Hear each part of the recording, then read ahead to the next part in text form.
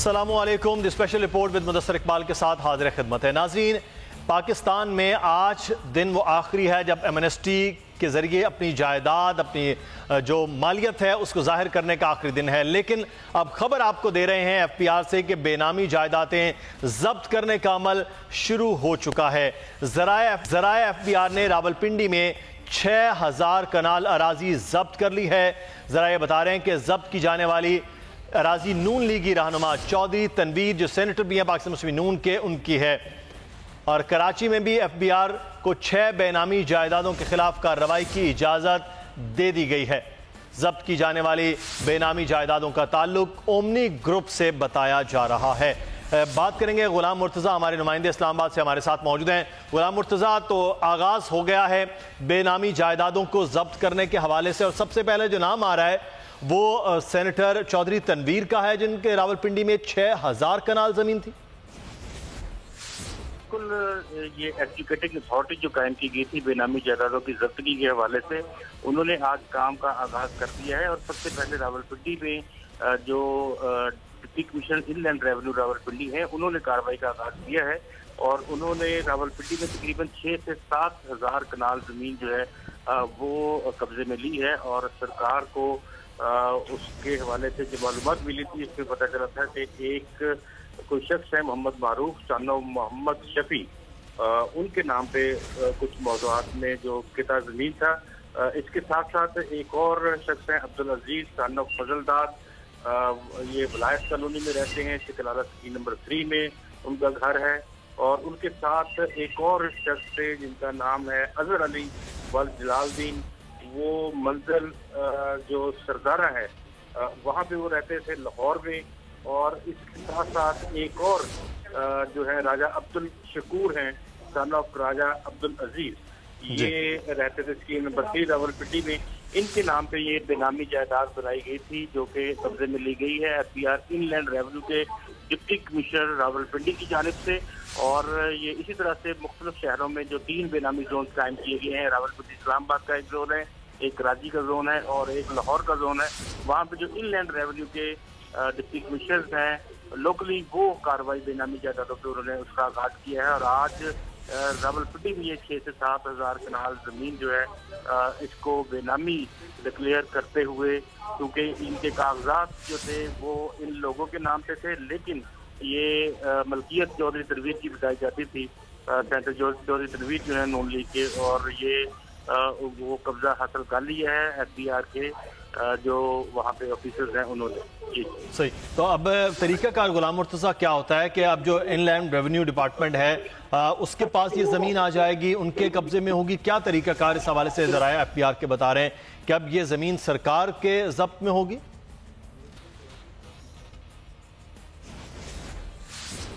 गुलाम मुर्तज़ा से हम रब्ता करने की कोशिश करते हैं, लेकिन खबर आपको दे रहे हैं कि FBR ने अब कार्रवाइयाँ शुरू कर दी हैं, जिसमें रावलपिंडी जोन जो है वो इस वक्त सबसे पहले एक्टिव हुआ है। और चौधरी तनवीर जो पाकिस्तान मुस्लिम नून के रहनुमा हैं, सेनेटर, उनकी जो बेनामी जायदादें हैं मुख्तलिफ लोगों के नामों पर, उनकी करीब 6 से 7 हज़ार कनाल अराजी है, वो जो है वो अब जब्त की जा रही है।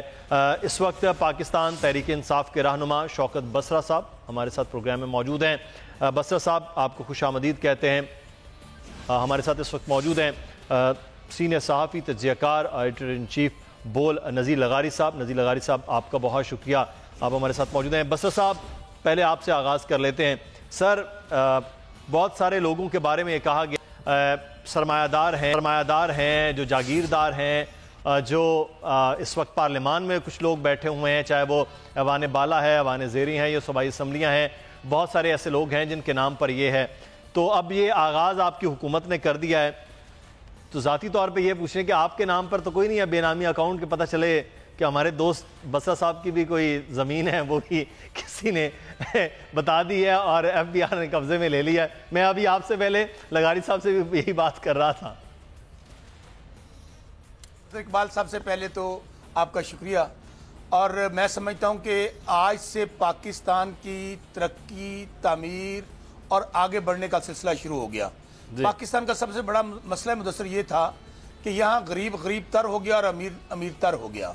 आपको मैं पहले अपने पर्सनल, चूँकि मेरी क्वेरी शौकत बसरा के नाम जो भी बेनामी जायदाद है میں آج ٹائم ختم ہونے والا ہے مدثر بھائی، میں چیئرمین FBR کو کہتا ہوں کہ سب سے پہلے شوکت بسرا کی جائیدادیں اور ہمارے leader prime minister Imran Khan کی جائیدادیں ضبط کی جائیں اگر کوئی ہیں، اور اگر اس سے کام شروع ہوگا تو مدثر پاکستان میں ہوا یہ کہ جو بڑا عہدیدار تھا، کوئی پرائم منسٹر تھا، کوئی یہاں پر اگر صدر تھا، یہاں پر چیف سیکرٹری تھا، کوئی IG تھا، کوئی ریٹائرڈ آپ دیکھ لیجیے چیف آف آرمی اسٹاف رہا، کوئی چیف جسٹس رہا، وہ جتنا بڑا عہدیدار وہ سمجھتا تھا کہ یہ عہدہ میرے پاس اس لیے ہے کہ میں کرپشن کروں، میں لوٹ مار کروں اور اس کے پیچھے چھپ جاؤں۔ الحمدللہ آج آپ نے ابھی 2 لوگوں کا نام لیا، چوہری تنویر صاحب، یہ میاں نواز شریف صاحب کے رائٹ ہینڈ ہیں، بلکہ اگر میں یہ کہوں کہ ان کے آپس میں بزنسز بھی اکٹھے ہیں اور یہ بہت بڑا لینڈ مافیا پکڑا گیا ہے پنڈی کے اندر۔ اور دوسرا آپ نے نام لیا اومنی گروپ کا، وہ اومنی گروپ کی جو آپ بات کریں اس کی تفصیل پہلے لے لیتے ہیں۔ اس وقت عارف محمود بیروچی ہمارے ساتھ موجود ہیں، بسرا صاحب ان سے جان لیتے ہیں۔ عارف محمود صاحب، کون کون سے نام ہیں جن کے اب FBR نے بتا دیا ہے کراچی کے اندر جو بے نامی جائیدادیں رکھتے تھے؟ دیکھیں، ابتدائی طور پر 8 بے نامی جائیدادیں ضبط کرنے کی اجازت دی گئی ہے، کیونکہ ابھی 1 گھنٹہ باقی ہے اس ایمنسٹی اسکیم کے حوالے سے، جس کی مدت میں جو ہے وہ توسیع وزیر اعظم نے خود کی تھی۔ تاہم کراچی میں 8 بے نامی جائیدادیں ہیں جن کے حوالے سے باقاعدہ دستاویزات بھی پول کو موصول ہوئی ہیں اور انہیں ضبط کرنے کی اجازت دی گئی ہیں۔ یہ 8 بے نامی جائیدادوں میں plot number 18/2 Civil Lines Plaza Enterprises کے نام سے ہے، FBR ذرائع بتاتے ہیں۔ Plot number 126 Civil Lines Marshal Homes and Builders کے نام پہ ہے۔ Plot number 122 block 5 Clifton Nadeem Ahmed Khan کے نام پر ہے۔ اس طرح تقریباً 8 جائیدادیں ہیں جن کے حوالے سے حکام بتاتے ہیں کہ انہیں ضبط کرنے کے حوالے سے تفصیلات سامنے آئی ہیں اور ان کی اجازت باقاعدہ حکام کو دے دی گئی ہے۔ جی عارف محمود ہمیں بتا رہے ہیں کہ اس وقت 8 جائیدادیں ہیں، تو 8 جائیدادوں کے حوالے سے عارف محمود بتایا جا رہا ہے کہ یہ کس گروپ، کسی انفرادی طور پر کسی شخص کے نام پر ہیں، اس حوالے سے کیا بتا رہے ہیں FBR ذرائع؟ دیکھیں، یہ پلازا انٹرپرائزز مارشل ہومز ایک جو ہے وہ ندیم احمد صاحب کے نام پہ ہے، المفتاح ہولڈنگ پرائیویٹ لمیٹڈ ہے، اسکائی پارک ہولڈنگز ہے، رائزنگ اسٹار ہولڈنگز ہے۔ اس طرح یہ مختلف کمپنیز ہیں، مختلف لوگ ہیں جن کے نام پر ہیں۔ حکام یہ بتاتے ہیں کہ اس بات کا غالب امکان ہے کہ اس کے پیچھے اومنی گروپ ہو سکتا ہے، لیکن یقینی طور پہ تفتیش اور حقائق سامنے آنے کے بعد اس پر جو ہے وہ مزید کامنٹ کیا جا سکے گا۔ ابتدائی طور پہ 8 جائیدادوں کے حوالے سے انہیں ضبط کرنے کی اجازت حکام نے دے دی ہے۔ ٹھیک ہے، عارف محمود بیروچی کراچی ہمارے ساتھ موجود تھے اور بتا رہے ہیں کہ 8 قریب یہ کراچی سے جو FBR نے پوری لسٹ جاری کی ہے وہ قریب 8 افراد کی ہے جن کی جائیدادیں ضبط کرنے کے حوالے سے احکامات دے دیے گئے ہیں۔ قریب 1 گھنٹہ بلکہ 1 گھنٹے سے بھی کم کا وقت باقی رہ گیا ہے آج کے دن کے حوالے سے، تو 5 بجے کے ساتھ ہی جو سرکاری ایک ٹائم ہے ختم ہونے کے بعد یہ تمام تر عمل شروع ہو جائے گا، لیکن یہی عمل راولپنڈی میں اس کا آغاز بھی ہو گیا ہے۔ نذیر لغاری صاحب، جو ابھی بسرا صاحب ایک بات کر رہے تھے کہ اچھا آغاز ہے، بہرحال جن لوگوں کے پاس جائیدادیں بے نامی ہیں، وہ لوگ جو آج تک ٹیکس نہیں دے رہے ہیں، جن لوگوں کے پاس بہت زیادہ وہ پیسہ لیکن شو کسی اور کے نام پر ہے، آغاز اچھا نہیں ہے کہ یہ ہو جائے؟ ڈاکومنٹڈ اکانومی کسی بھی ملک کے لیے بہتری ہوتی ہے، پاکستان میں بھی اس کا آج آغاز ہو رہا ہے۔ بالکل اچھا ہے اگر یہ سارا کچھ قانون کے مطابق ہو رہا ہے اور قوانین کے مطابق اگر آپ کریں گے تو آگے بھی آسانیاں رہیں گی، اگر نہیں کریں گے تو لیکن اس ملک میں کیا ہوا ہے، 1.5 صدی پہلے جس طرح سے انگریز نے آ کر زمینیں بانٹی تھیں، میں نے ایک خاتون سے پوچھا کہ آپ کے کزن نے ڈیرہ غازی خان میں کتنی کپاس اگائی ہے، بہت پہلے کی بات ہے جی، تو انہوں نے کہا اس دفعہ تو بہت کم اگائی ہے۔ میں نے کہا کیا کتنی کپاس اگائی؟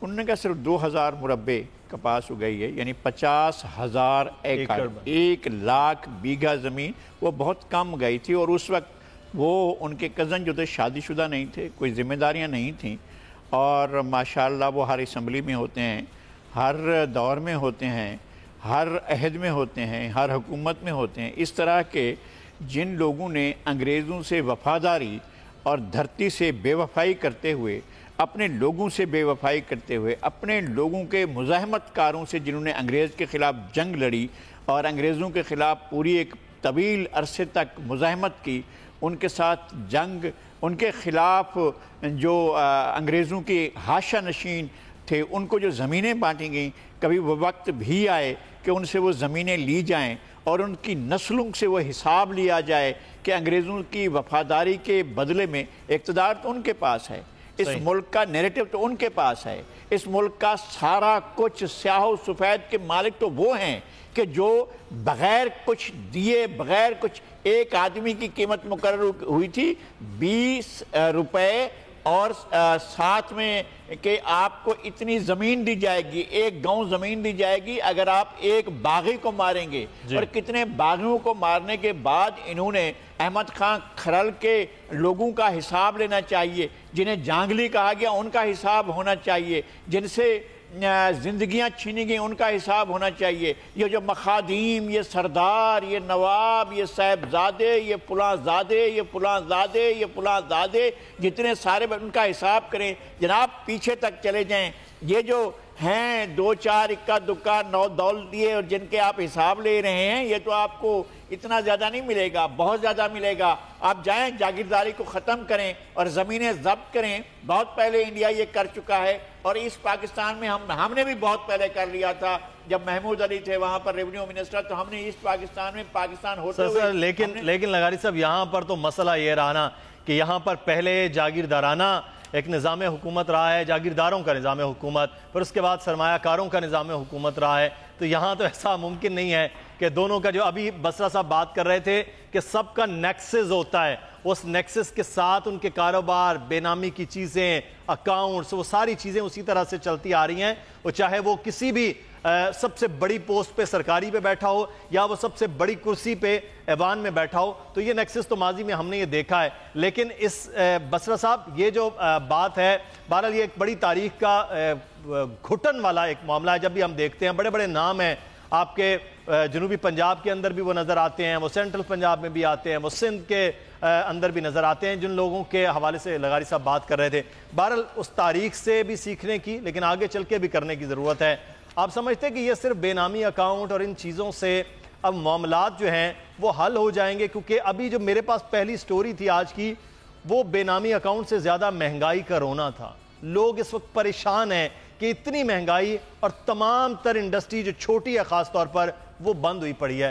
تو یہ پھر کس طرح کے اقدامات ہوں گے کہ بڑے بھی پکڑے جا رہے ہیں، چھوٹوں کے لیے آپ کاروبار بند کر رہے ہیں؟ مدثر، سب سے پہلے تو میں اپنے بڑے بھائی اور صحافت کے بے باک ہمارے لیڈر جناب نذیر لغاری صاحب کو سلوٹ پیش کرتا ہوں کہ انہوں نے دریا کو کوزے میں بند کیا ہے، اور انہوں نے جو پاکستان کے اندر اوپر سے لے کے نیچے تک جو بددیانتیاں، جو لوٹ مار، اور جس وجہ سے ہمارا معاشرہ آج تباہی کے دھانے پہ کھڑا ہے، انہوں نے صرف 3 منٹ کے اندر میں سمجھتا ہوں اس کی پوری تصویر کشی کر کے قوم کے سامنے رکھ دی ہے۔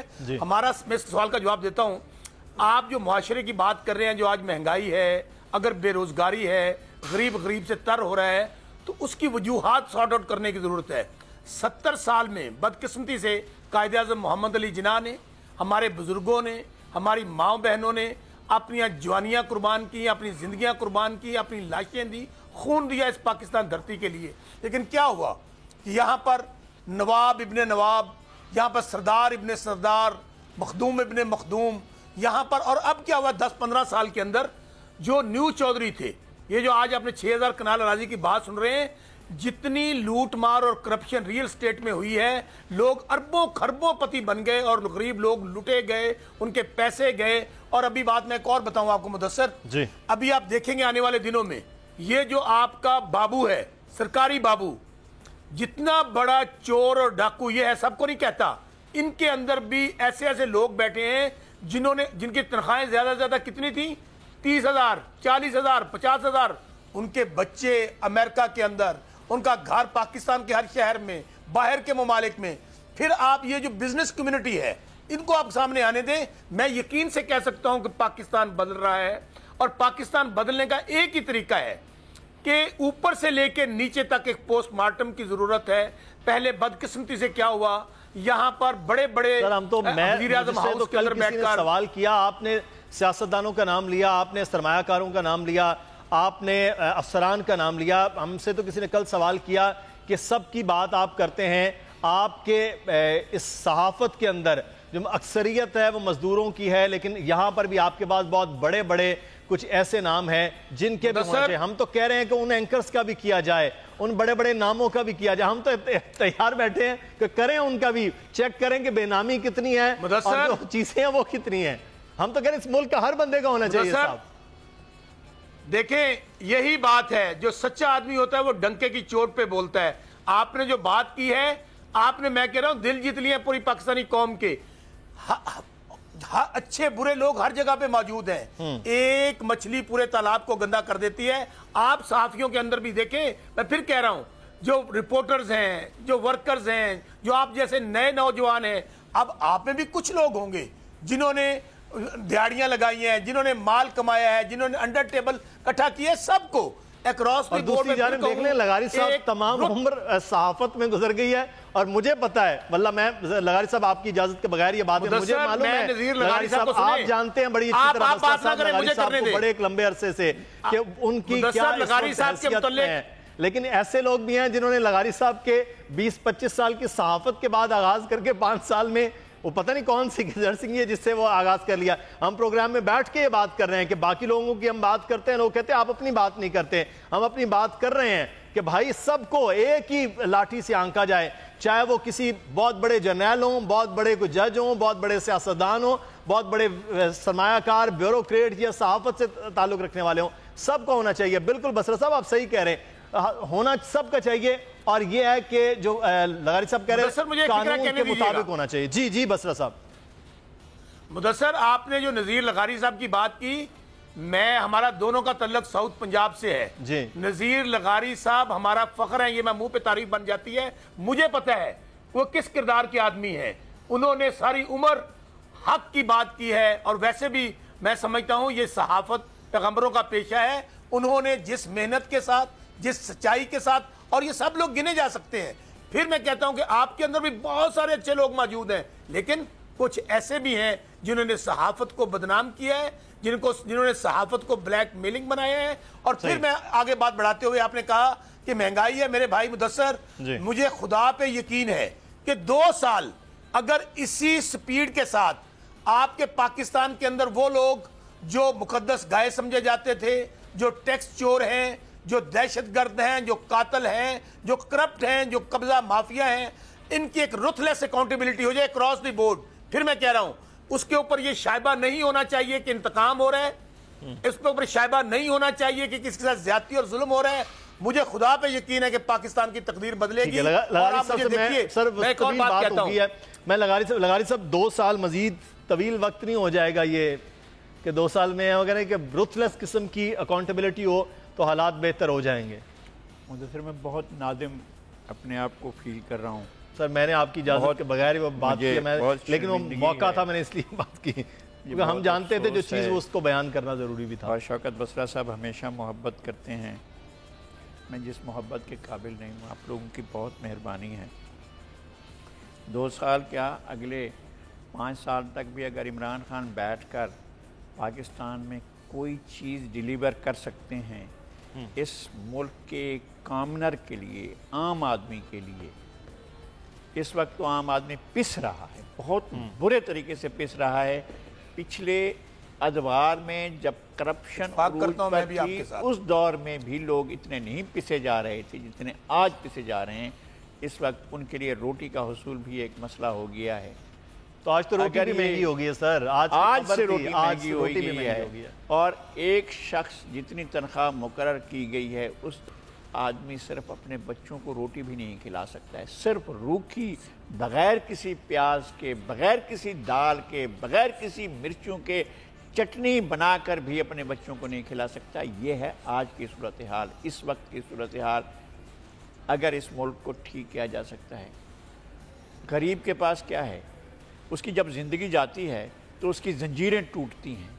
جب وہ اپنی زندگی سے جاتا ہے تو اپنے دکھوں سے جاتا ہے, اور وہ تو ہمیشہ دکھوں میں رہا ہے. وہ آنے والی نسلوں کو بھی دکھ ہی دے کر جاتا ہے. اس کے جب بچے پیدا ہوتے ہیں تو بچے نہیں پیدا ہوتے, دکھ پیدا ہوتے ہیں, آلام پیدا ہوتے ہیں, غم پیدا ہوتے ہیں, محرومیاں پیدا ہوتی ہیں, بیماریاں پیدا ہوتی ہیں, ناداریاں پیدا ہوتی ہیں. اور جب وہ بچے پیدا ہو رہتے ہیں تو اپنے ساتھ ایک سلسلہ در سلسلہ मायूसियाँ पैदा होती हैं। और ये जो हमारे मुल्क का हुक्मरान तबका और हुक्मरान अशराफिया है, जिनके बच्चे दुनिया भर के अयाशों में होते हैं, दुनिया भर के ऐश व इशरत में होते हैं, कोई उनकी तरफ देख भी नहीं सकता, कोई उनके बारे में सोच भी नहीं सकता, कोई उनकी तरफ उंगलियां भी नहीं उठा सकता। और अगर कोई उंगलियां उठा भी ले तो क्या कर लेगा, उसका क्या बिगाड़ लेगा। वो बादशाह हैं और हुक्मरान तबकात के दाखिली तसादुम के नतीजे में होने वाली कार्रवाइयों को हम हतमी और आखिरी नतीजा नहीं समझते हैं। सही हो सकता है कि ये जो कुछ हो रहा है ये हुक्मरान तबकात के दाखिली तजादात हों, ये अवाम के लिए ना हो रहा हो, ये हमारे शकूक हैं। कोई इनकलाब नहीं आया है, कोई ऐसा बड़ा इनकलाब नहीं आया है जो रुथलेसली उन तमाम तबकात को जो बालातर हैं उनको नीचे ले जाओ, जो नीचे हैं उनको ऊपर ले जाए, ऐसी कोई सूरत हाल पैदा नहीं हुई है। लेकिन मैं ये कहता हूँ कि वो दिन बहरहाल आएगा जब इस मुल्क के आम आदमी को इक़्तिदार में शराकत का एहसास होगा, या वो इस मुल्क के इक़्तिदार को अपने हाथ में लेगा, तब असल इंसाफ होगा। तब पता चलेगा कि अंग्रेज़ के वफादारों से लेकर और काले अंग्रेज़ों तक इस मुल्क के साथ जो कुछ किया गया है, जो तमाशा किया गया मुख्तलिफ मुक़द्दस नामों के साथ। सर फैज़ साहब को वो जुमला होगा आप जो कह रहे हैं। इस वक्त बसर साहब हमारे साथ मौजूद है। बसर साहब, आप खुद लॉयर हैं। राना सनाउल्लाह साहब की जिस तरह गिरफ्तारी हुई है और उसके बाद बार बार ये खबर आ रही है कि उनके साथ जिस तरह का सलूक हो रहा है वो तो कैदियों के साथ उस तरह का सलूक नहीं होता, नंबर 1। नंबर 2 ये है कि ज़िम्मेदार बहरहाल आपकी हुकूमत एक तरफ इस तरह की विक्टिमाइजेशन के हवाले से वो कह रहे हैं शहबाज शरीफ साहब, दूसरा वो कह रहे हैं इकॉनमी आपने ही तबाह की है। सर 3 सवाल हैं। एक तो राना सनाउल्लाह साहब की मुकदमे की गिरफ्तारी, जो मुकदमा दर्ज हुआ है, दूसरा राना सनाउल्लाह साहब के साथ क्या हो रहा है, और तीसरा इकॉनमी। पहली बात तो ये है कि ये मुकदमा ANF ने बनाया है और उनके बकौल रेड हैंडेड पकड़े गए हैं, और इसके सरबराह एक सर्विंग मेजर जनरल साहब हैं। तो मेरा ख्याल में राना ये मियाँ शहबाज शरीफ साहब को या इनकी जो पूरी टीम है ये इसको पोलिटिसाइज करने की कोशिश कर रही है। इनको देखें, अदालतें पाकिस्तान की हैं, इन्हें अदालतों पे इत्मीनान होना चाहिए। अगर राना सनाउल्लाह साहब बेगुनाह हैं और उन्होंने कोई जुर्म नहीं किया तो मुझे बताइए इनको बेचैनी क्या है। ये जब अदालतें इनके हक़ में फ़ैसला कर देती हैं तो हक़ और सच की फतह होती है। अगर अदालतें इनके हक़ में फ़ैसला नहीं करेंगी, ये उन पर चढ़ दौड़ेंगे, ये बुग़्ज़ के मारे हुए जज होंगे। ये 5 लोग कौन हैं, ये खलाई मखलूक के कहने पर कर रहे हैं। तो मेरा ख्याल में हमें जजमेंटल नहीं होना चाहिए पहले। और राना साहब का एक केस जो है हम समझते हैं कि ये एक ANF के लिए भी चैलेंज है कि जितना उनको कहा जा रहा है जी कि इनको इन्वॉल्व कर दिया गया। तो मेरा ख्याल है मुदस्सर, मैं भी एक वकील हूँ, इतना बड़ा केस 15 किलो हीरोइन का, और उसके बाद जो अभी हम बातें सुन रहे हैं कि इसकी 8-9 महीने से मामला वाच हो रहे थे, कुछ लोग पकड़े जा चुके हैं। तो मेरा ख्याल में इससे पहले कि और सारे हकायक सामने आए, इनको थोड़ा सा अभी सब्र करना चाहिए। और दूसरी बात देखें, राना सनाउल्लाह साहब एक बात ज़हन में रखें, प्रिजनर हैं, कैदी हैं। जो कैदी के हकूक हैं जेल के अंदर, जेल मैनुअल्स के मुताबिक, वो राना सनाउल्लाह साहब को मिलने चाहिए। अगर वो बीमार हैं तो उनको मेडिसिन मिलनी चाहिए, और उनको वहाँ पे बैरिक्स हैं मनशियात फरोशों की, जहाँ पे हुआ है वहाँ पे रखना पड़ेगा, चूँकि FIR आपकी जो है वो मनशियात फरोशी की है।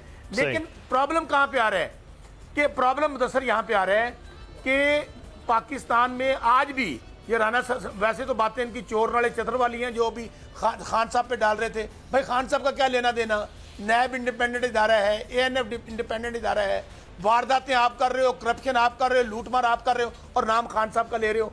अभी आप देखें, मैं आपको अर्ज करूं कि मेरा तो गिला है हुकूमत पंजाब से भी, और ख़ुद मैंने प्राइम मिनिस्टर साहब से भी हमने गिला किया है कि ये जो मियाँ नवाज शरीफ इस वक्त मुजरम है, मुजरम जो होता है जेल के अंदर मैनुअल्स के मुताबिक उसको कभी AC नहीं मिलते हैं, कभी घर से खाने नहीं आते हैं। वहाँ पर आज जो अभी तक ये लूटा हुआ माल वापस नहीं आ रहा। मैं आपके प्रोग्राम में कह रहा हूँ, आज मियाँ नवाज शरीफ का एयर कंडीशनर वापस ले लें, चूँकि वो जिन मैनुअल्स के मुताबिक मिल नहीं सकता। पर इनको क्या परेशानी है मियाँ नवाज शरीफ साहब का जेल में, जब उनको एयर कंडीशन भी मिल रहा है, खाने भी घर से आ रहे हैं, शक्ति भी वहाँ पे मौजूद है, मुलाकातों पे पाबंदी नहीं। तो ऐसे तो लूट मार का वाल वापस नहीं आएगा। फिल फॉर पंजाब हुकूमत को, मैं पंजाब हुकूमत का हिस्सा होते हुए, हुकूमत का स्पोक्स पर्सन होते हुए मैं समझता हूँ कि ये नाइंसाफ़ी है उन चोरों के साथ, उन डाकुओं के साथ, उन दहशत गर्दों के साथ, उन लुटेरों के साथ, कातलों के साथ जो जेलों में पड़े हैं, सबके लिए कानून बराबर है। अब राना सनाउल्लाह साहब के हवाले से भाई बात यह है कि राना सनाउल्लाह साहब ये मांग रहे हैं जी उनके लिए एयर कंडीशन होने चाहिए, उनके लिए वो सहूलियात नहीं दी जा सकती, मियाँ साहब से वापस लेनी चाहिए।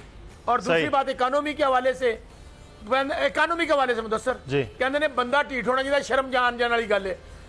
लूट के ये खा गए हैं, अरब से खरबपति ये बन गए हैं, करप्शन में ये जेलों में पड़े हैं, नाम इमरान खान साहब का ले रहे हैं। इनसे पूछें कि जो 900 करोड़ का घर है, अगर आप गुनाहगार नहीं है तो पूरा खानदान आपका इश्तिहारी क्यों है? बाकी जो पाकिस्तान में वो जेलों में पड़े हुए हैं। सो मेरे भाई, अल्लाह के फजल से इमरान खान साहब के हाथ साफ हैं, उनकी नीयत साफ है। 9 महीने के अंदर मुझे कोई करप्शन की बात बता दें, हम तो इनके लूटे हुए पाकिस्तान को, इनकी वारदातों को, वो जो माल इन्होंने इकट्ठा किया पाकिस्तान को ठीक कर रहे हैं।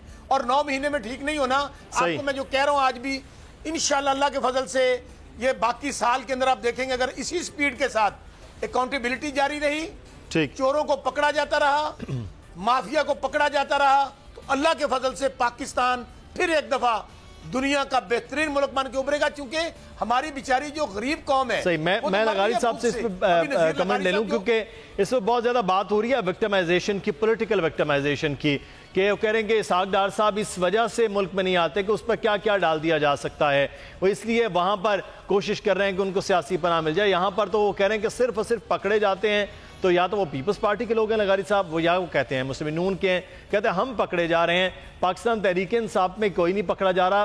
5 साल उन लोगों ने भी हुकूमत एक सूबे के अंदर की हैं, केसेस उन पर भी मौजूद हैं, बताएं कि वहाँ कौन पकड़ा जा रहा है। करप्शन के मामलात उनमें भी निकल रहे हैं। वो कह रहे हैं वहाँ तो एक मेट्रो थी जो आज तक नहीं बन पाई है BRT की सूरत में, कहते हैं ये सिर्फ पॉलिटिकल विक्टिमाइजेशन है।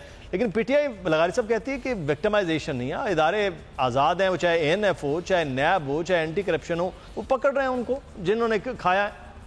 एक तो ये है कि ये शौकत बसरा साहब के साथ इंतहाई माजरत के साथ 50 साल पहले का, 50-55 साल पहले का नवाब कालाबाग का दौर वापस आ गया है और वो अमल शुरू कर दिया गया है। सियासतदानों को बकरी चोरी के इल्ज़ाम में पकड़ा जाता था, भैंस की चोरी के इल्ज़ाम में पकड़ा जाता था, गाय की चोरी के इल्ज़ाम में पकड़ा जाता था।